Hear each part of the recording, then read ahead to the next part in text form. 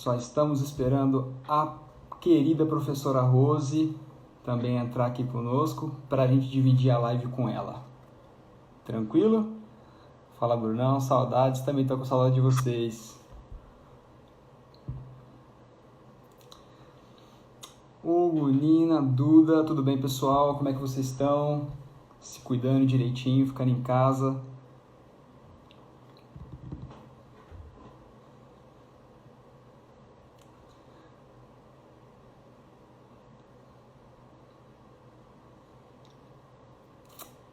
Olha só o professor Paixão entrando aí também. Tudo certo, Paixão? Como é que tá? Se cuidando? Tudo bem? Pessoal, só vamos aguardar um pouquinho a nossa querida professora Rose entrar, que a gente já começa a nossa live. Tudo bem? Já já ela tá aqui com a gente e a gente pode começar a dividir a live com ela.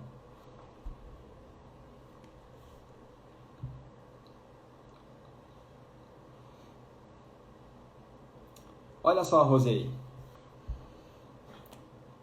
Vem dividir essa live comigo, Rose. Vamos lá.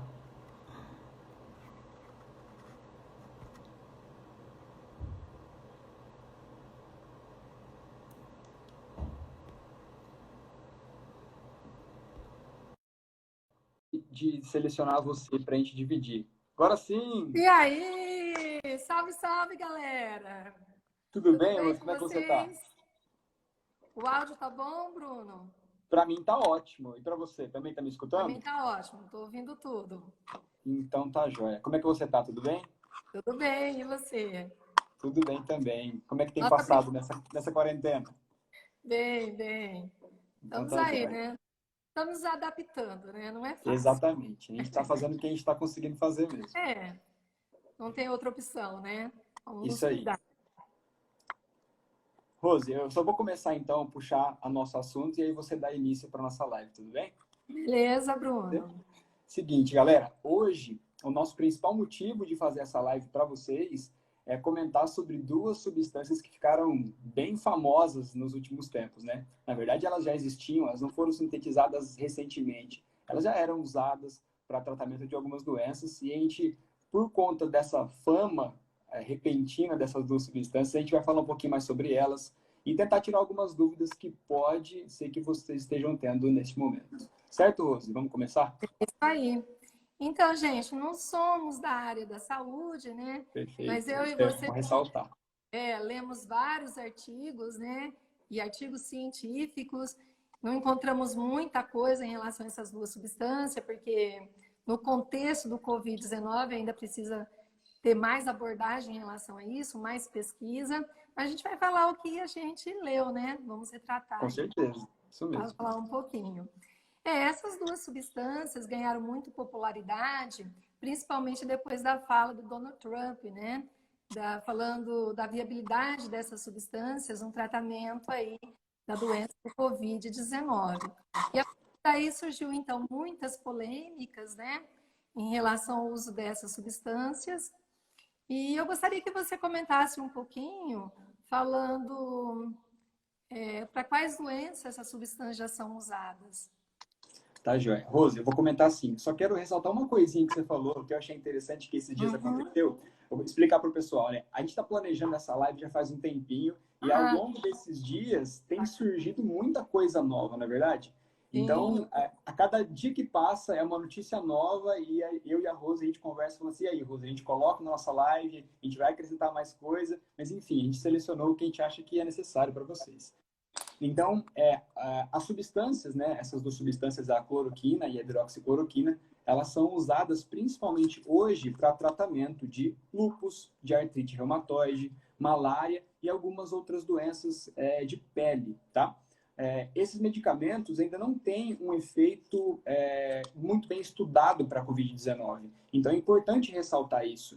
Não são bem conhecidos os efeitos, se são Porque o positivos, pessoal fala, negativos. por que não usar, né?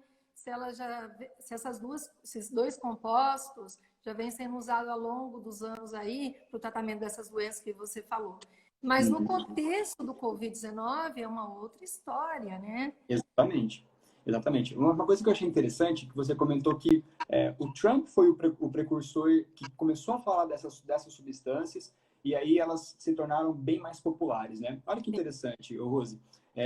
Trump, que recentemente sugeriu em uma entrevista que a luz solar e que a utilização de desinfetantes poderia ajudar um pouco no tratamento ou, sei lá, na cura contra a Covid-19, o mesmo, enfim, isso acabou depois acarretando que das agências, o controle de doenças dos Estados Unidos relatou um aumento de 20% de casos de intoxicação por desinfetante depois disso.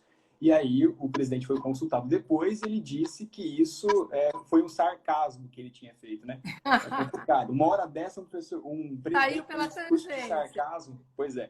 Agora, o que é mais interessante, isso em pesquisa também, o New York Times disse que Trump é um dos principais acionistas de uma empresa farmacêutica que detém a patente da cloroquina. Que Sim, né? interessante, né? Apesar do custo dela, né, ser baixo, né, mas vai ganhar pela grande quantidade de venda, né? Exatamente. A popularidade e a fama que a substância ganhou agora é um absurdo. Muito bem. Ô, Rose, comenta com a gente agora por que então essas substâncias são relacionadas com a Covid? É porque perceberam inicialmente alguns testes in vitro, né, com células humanas em laboratório, que esses dois compostos tinham atividades antivirais e anti-inflamatórias, né? E pelo seu baixo custo, então, resolveram querer usar essas doenças aí no tratamento do Covid-19, né? Mas fazer testes in vitro é bem diferente de fazer o teste diretamente no nosso organismo, que é um sistema muito mais complexo, né? Que tem que entender como que esses medicamentos vão agir no nosso organismo no contexto do Covid-19, também de como que ele vai ser absorvido, como que ele vai chegar nos órgãos, né? E conhecer bem os seus efeitos colaterais, né? Então, os estudos ainda são muito preliminares, tem que ter mais embasamento ainda, né? Sem dúvida. Apesar que os últimos testes aí já são com seres vivos, né? Mas os primeiros foram in vitro, né? Quando ganhou toda essa popularidade, principalmente aí na época do Trump, né? Uhum. E não tinha ainda muito teste com o ser humano, né? Porque isso é uma coisa mais recente. Os estudos mais recentes estão falando aí de um mês para cá, no organismo de uma pessoa, né? Com a doença do Covid-19. Sem dúvida. Assim, é legal falar que está sendo muito comum comentar das pesquisas que já foram feitas, né? Então, principalmente as pessoas que defendem a utilização das duas substâncias, eles se baseiam nas pesquisas que foram feitas. O grande problema é que essas pesquisas que já foram feitas, elas não utilizaram técnicas randomizadas, foram feitas com poucos pacientes, então, e geralmente utilizando uma combinação de hidroxicloroquina, cloroquina com azitromicina também, que é um outro medicamento. O que é interessante, pode falar, Rose, eu te interrompi, perdão. Falar só do uso, desculpa também, falar do uso da azitromicina aí, né, para evitar, né, a presença de bactérias, para não ter complicação, né?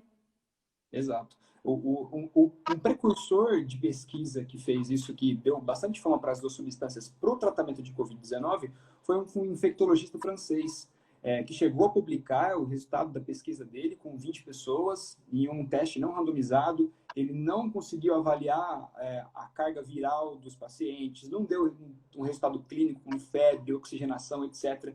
O grande problema é que ele chegou a publicar esse artigo e logo depois ele foi investigado por alteração de manipulação de resultados.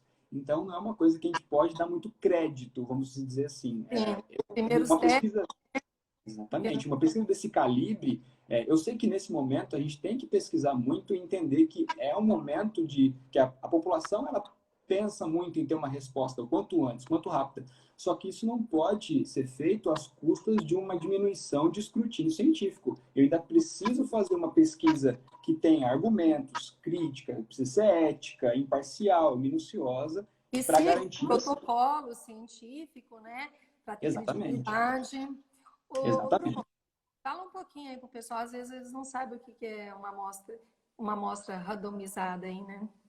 Exato. Quando a gente fala de amostra randomizada, a gente está querendo falar sobre a aleatoriedade dos grupos escolhidos. Então, quando se faz uma pesquisa, o ideal é que se faça, por exemplo, uma seleção de um grupo controle, do grupo teste. E a alocação dessas pessoas, no caso, se for um teste clínico, ela tem que ser randomizada, significa aleatória. E isso é um padrão para ser feito uma análise clínica de um medicamento. É o último passo, que pode perdurar por muito tempo.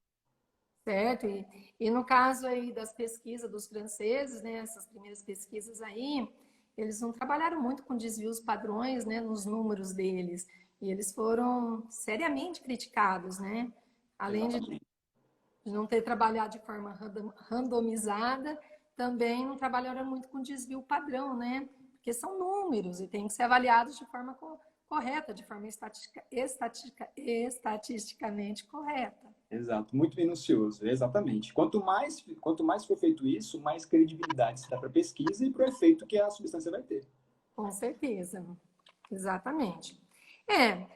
Em relação ao que a gente leu até então, né, ainda não há nenhuma evidência, não existem ainda evidências robustas, né, de segurança em relação a esses dois medicamentos e o quanto que realmente esses medicamentos são eficazes no combate aí da doença Covid-19, né?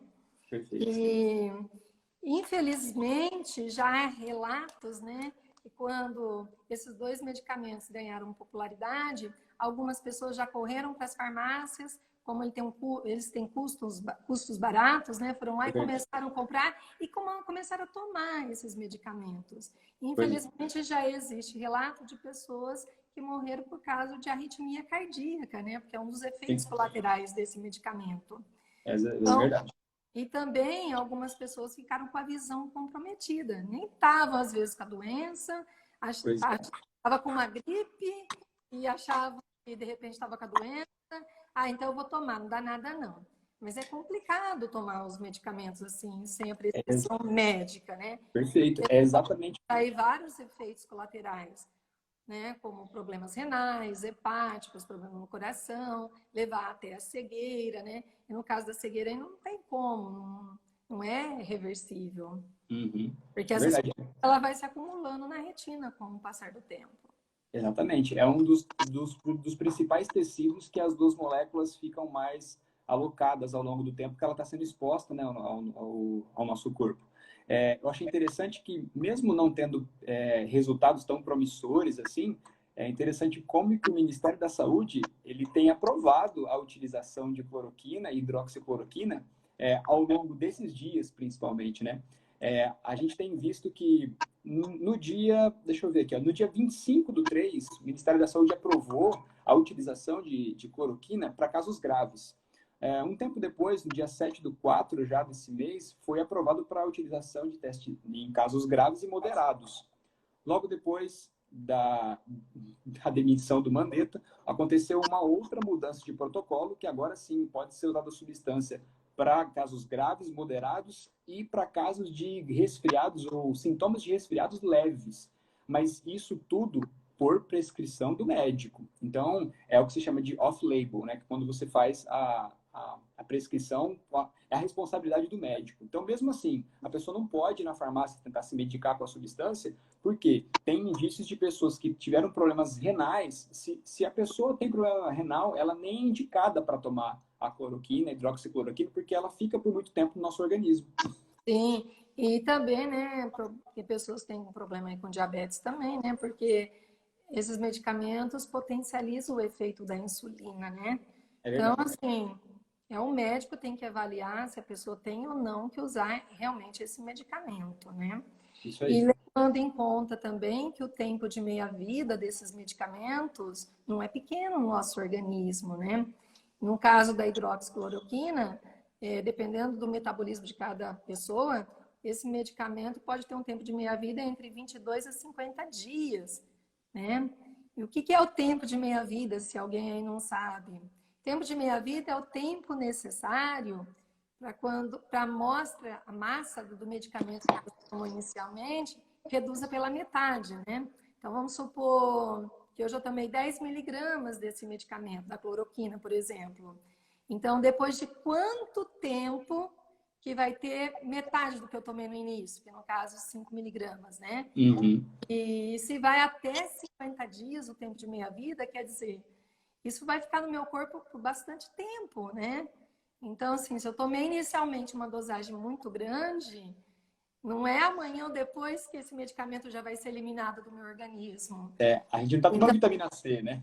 não é igual a vitamina C, né? Se tomar em excesso não tem problema. O corpo elimina aí, né? Não é o caso desses medicamentos. Então, assim, e aí vamos supor que uma pessoa tomou aí, sem uma prescrição médica, tomou uma grande quantidade, e aí pode ter começar a ter problema de visão, aí já era, não tem mais como, já está no seu organismo, né? Não é É uma coisa verdade. nada tão rapidamente. É, Bruno, fala pode um falar. pouquinho aí para os alunos, né, pensando em relação ao vestibular, para diferenciar um pouquinho o tempo de meia-vida, como eu dei o exemplo, em relação aos materiais radioativos. Mostrar que são coisas aí um pouquinho distintas. Isso mesmo, Rose. É importante ressaltar para os alunos que, quando se fala em tempo de meia-vida de medicamentos, a gente está querendo dizer em tempo de meia-vida de que o organismo leva para eliminar esses medicamentos. A gente diz que para serem metabolizados, principalmente por um grupo de enzimas do fígado, tá? Isso acontece no nosso organismo. Quando eu falo de tempo de meia-vida para compostos radioativos, eu estou dizendo o tempo que leva para esse composto, para esse material radioativo, para esse elemento radioativo, se decompor pela metade. E o que significa isso? Ele sofreu uma transmutação radioativa, sofreu um decaimento, uma emissão de radiação pelo núcleo, que acaba transformando ele de um átomo para outro. Então, essa mudança de um elemento para o outro, quando você analisa depois de um certo tempo, você não vai ter mais a mesma quantidade do elemento inicial. Então, é isso que a gente chama de tempo de meia-vida. Acaba pela metade a quantidade de elemento inicial radioativo que eu tinha antes. A diferença é essa. Quando eu falo de tempo de meia-vida na sala de aula, que a gente fala bastante, né, Rose? A gente Enquanto eu fala falo... no contexto de radioatividade, né? Então, para esse Exatamente. ano, eu acho que aí o vestibular pode colocar mais o tempo de meia-vida no contexto de um medicamento no organismo, né? Exatamente. Pode ser até que alguma questão comente isso, tanto na parte da biologia quanto na parte da química, falando isso dos dois jeitos, não é verdade? Porque a tendência é da interdisciplinaridade, né? Exatamente, exatamente. Então, Exatamente. o que você acha agora da gente mostrar as famosas moléculas para eles? Sim, agora vamos dar um enfoque mais à química, né? Vamos brincar de química agora? O que o pessoal pode aí perguntar nos vestibulares em relação a essas duas moléculas, em Isso. Então, relação a curas, né? isso. A primeira estrutura que a gente vai apresentar aqui, pessoal, é a molécula da famosa cloroquina. Então, tá aqui para vocês, ó. Essa molécula tem uma estrutura orgânica grande de uma cadeia, tem anel aromático, tem várias características que a gente vai comentar algumas principais com vocês. Mas eu queria mostrar principalmente a diferença estrutural entre a cloroquina e a hidroxicloroquina, que é, na verdade, uma parte bem pequenininha, né, Rose? Sim. Olha Então, lá, aí, a diferença entre as duas. Vamos lá, ó. Cloroquina está aqui e a hidroxicloroquina está aqui. Se vocês conseguirem observar bem a diferença é só o que está aqui, ó, desse lado aqui da cabeça. Ó. aí na cabeça, no chifre do Bruno. Aqui, ó, bem aqui nesse cantinho, tá? Aqui na cloroquina não tem esse grupo hidroxila, enquanto a hidroxicloroquina, como o próprio nome diz, ela tem um grupo hidroxila, na verdade, substituindo um átomo de hidrogênio daquele carbono ali. Pegou a cloroquina, tirou um H e colocou esse H em cima, né? Perfeito, Exatamente. né? Então, Rose, eu são vou mostrar moléculas agora. primas, vamos dizer assim, né? Isso, vou mostrar as moléculas e você comenta as funções? Pode ser. Então vamos lá. Tá aqui da cloroquina. Tá. Então, vamos lá. O Bruno circulou aí, né, colorido, para realçar aí as funções, né? E essa primeira função que está aí bem próxima do Bruno, do rostinho do Bruno, vocês lembram qual é a função? Alguém poderia escrever aí? Será que alguém escreve para a gente o nome da função aqui em cima, essa função Sabe? orgânica, que tem essa função nitrogenada bonita aqui? E é a mesma que também está no outro círculo vermelho, né? Isso mesmo. Ninguém vai falar aí qual é essa função. Então acertou, muito bom. É a função amina. Isso Uva mesmo, também, amigo. Nina Nina. também. O pessoal mandando bem, certinho, isso Ok. mesmo. E o que está circulado aí em verde, gente, onde tem o cloro, qual função química pertence aí? pessoal está respondendo da amina ainda. Acho que demora um pouquinho para eles escutarem a gente e mandarem as mensagens. Aí, já acertaram, ó. Aí Muito sim, ó. bom. É isso Aleto orgânico, mesmo, isso Heitor. aí, certinho. Exatamente, aleto.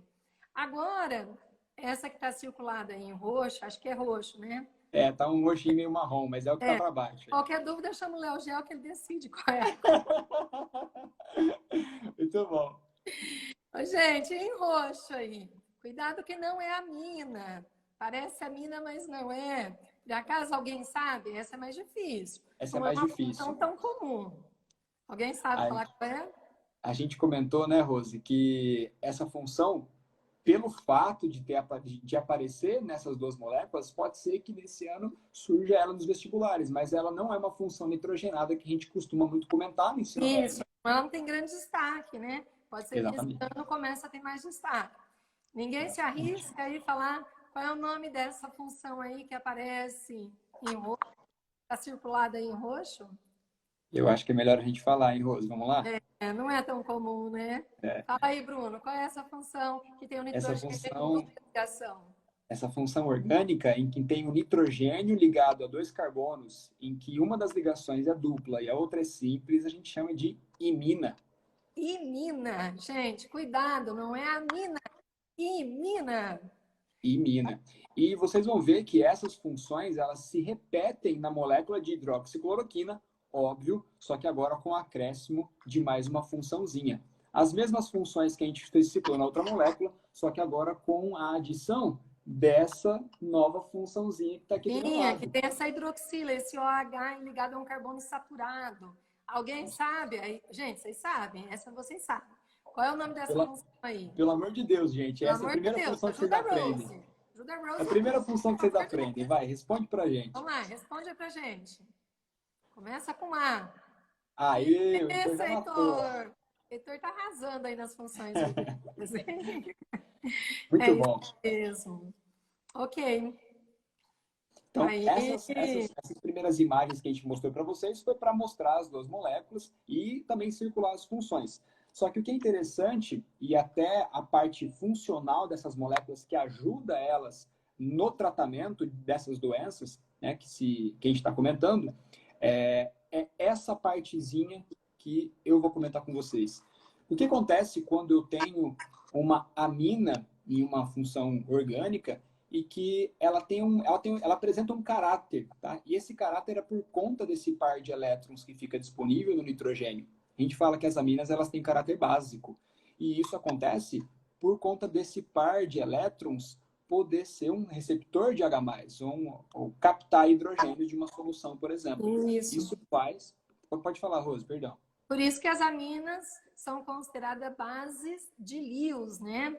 Geralmente o vestibular gosta de falar mais de base de Lewis na segunda fase, mas eu acho que esse ano, de repente, aí pode aparecer nas primeiras fases, falando do caráter básico das funções aminas, né? Mas não é aquela base comum, que é a base de Arrhenius, é uma base de Lewis, porque tem esse parzinho de elétrons que pode ser usado aí para fazer uma ligação dativa com o íon H+. Exato. Rose, eu vou mostrar a reação agora de uma amina com água para mostrar esse caráter básico que a gente está comentando. Então, nós podemos ver aí, né? O Bruno colocou uma amina e essa amina vai reagir com a água. E aí, reagir com a água é quebrar a molécula de água em H+ e OH-. E aí, o H+ da água vai até o nitrogênio da função amina, né? Para estabelecer uma dativa. E vai sobrar no meio o íon OH-, né? E é o íon OH- que dá o caráter básico para a solução. Então, esses medicamentos, a cloroquina, a hidroxicloroquina, né? Como elas possuem essa função aí amina, quer dizer que são substâncias que têm caráter básico. Então, em contato com o nosso organismo, esses dois compostos, né, a cloroquina e a hidroxicloroquina, acaba aumentando um pouquinho o pH do meio. E o aumento do pH do meio vai dificultar a entrada do vírus na célula, né? Vai deixar o meio mais básico, essas substâncias, esses medicamentos. E aí vai deixar o meio mais hostil para a sobrevivência do vírus. Ótimo, Rose, isso aí. Não sei se Se deu para meio que entender, foi rápido. Eu quero que vocês guardem, moçada, é isso. Que as aminas têm caráter básico, caráter básico. E que na presença de água vai aumentar a quantidade do íon OH-, que dá o caráter básico para o meio. E ao aumentar o caráter básico do meio, vai dificultar a entrada, então, do vírus na célula, né? E aí deixa o ambiente mais hostil para a sobrevivência do vírus. Agora, Rose, eu vou voltar para mostrar mais uma vez a molécula para deixar uma característica bem importante e marcante que pode ser que caia no vestibular esse ano, é um chute nosso, né? Mas a gente está mostrando uma propriedade da molécula, certo? A gente está apresentando uma propriedade que pode ser que abordem isso. Então, quando algumas moléculas apresentam o que a gente chama de...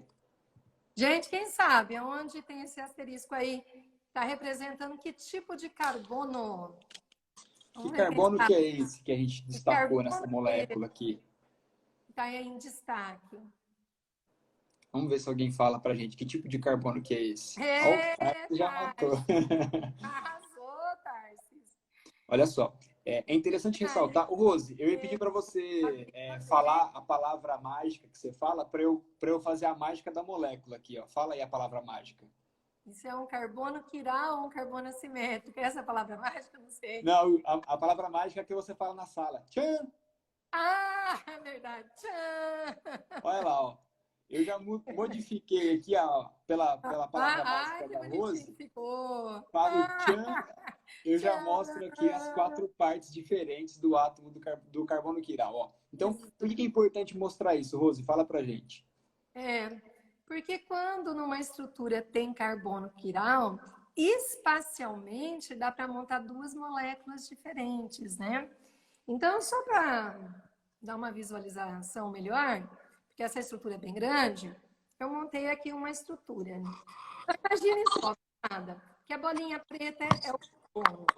E essas bolinhas coloridas aqui são os grupos que estão ligados a esse carbono. Então, esse carbono ele possui 4 ligantes diferentes. Quando um carbono tem 4 ligantes diferentes, nós falamos que ele é um carbono quiral ou um carbono assimétrico. E aí, quando uma molécula tem carbono quiral, espacialmente dá para montar 2 moléculas diferentes.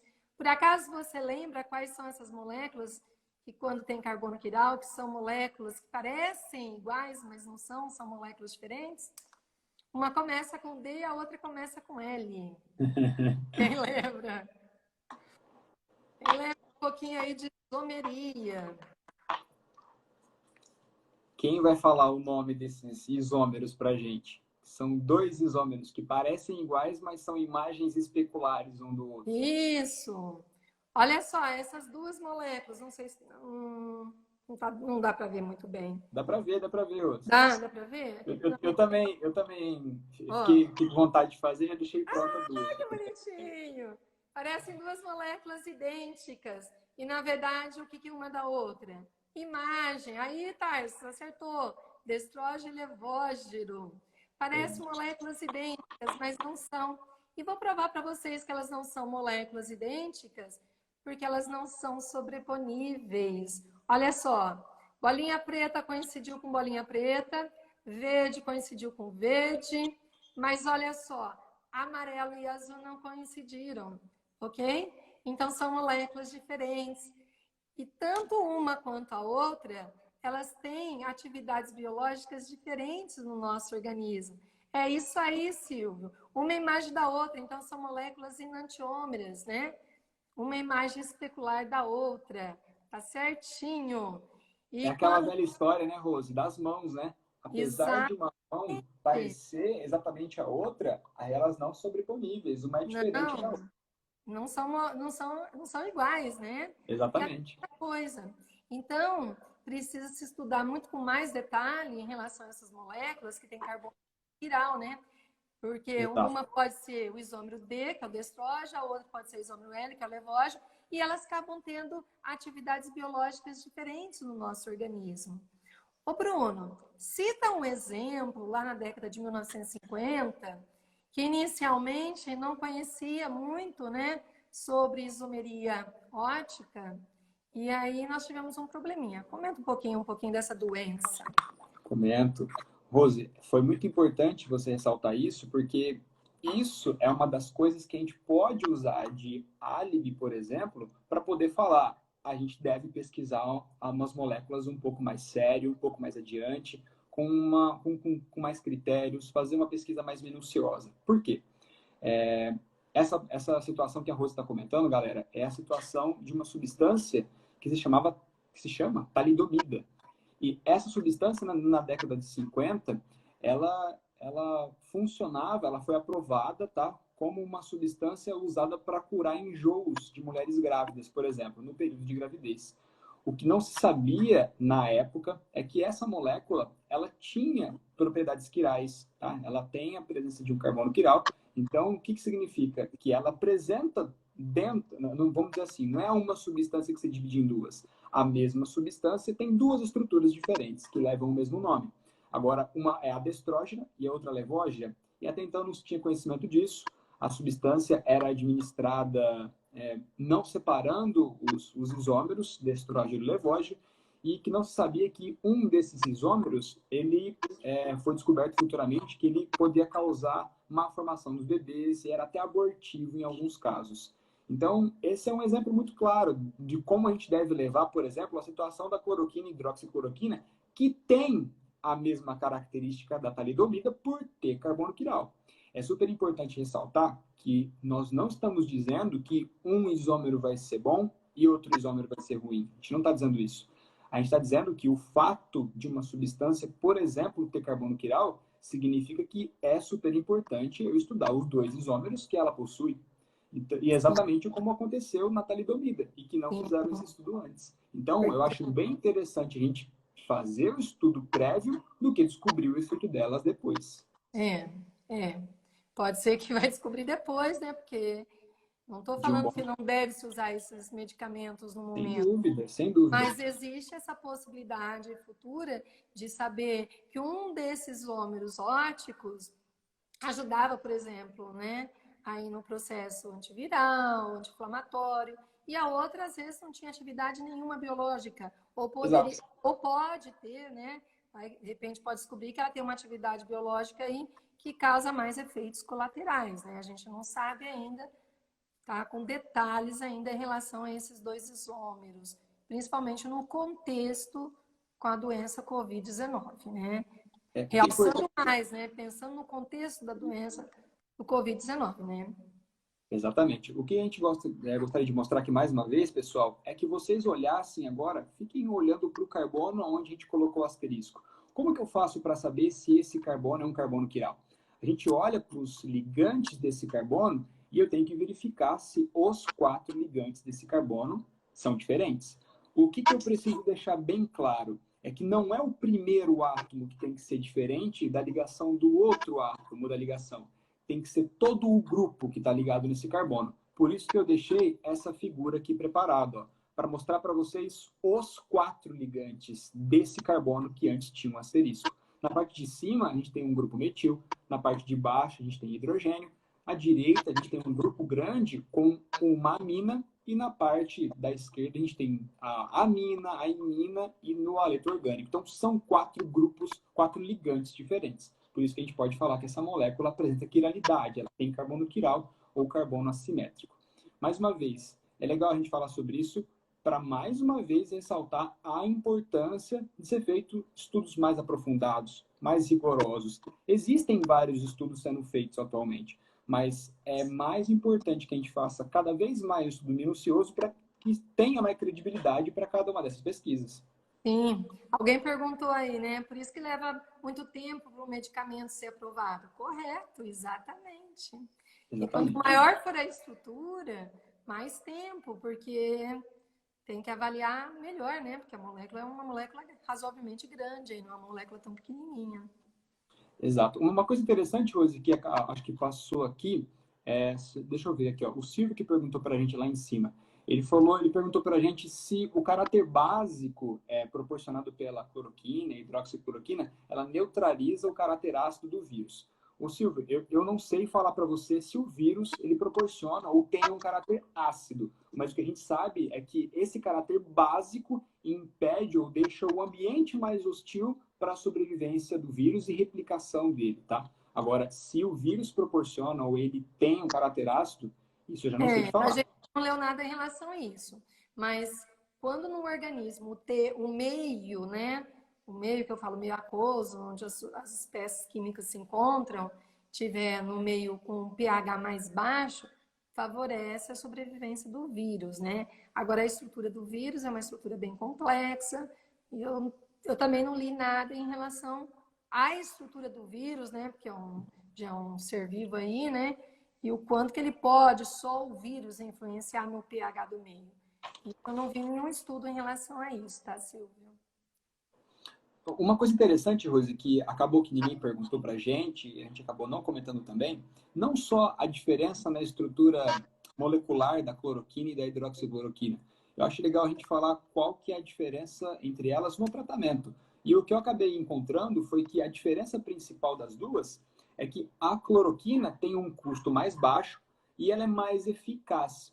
O problema é que em tempo de meia-vida ela acaba permanecendo mais tempo no nosso corpo e automaticamente ela gera efeitos colaterais mais intensos. Ela Então, acaba sendo um pouco mais tóxica do que a hidroxi. exatamente.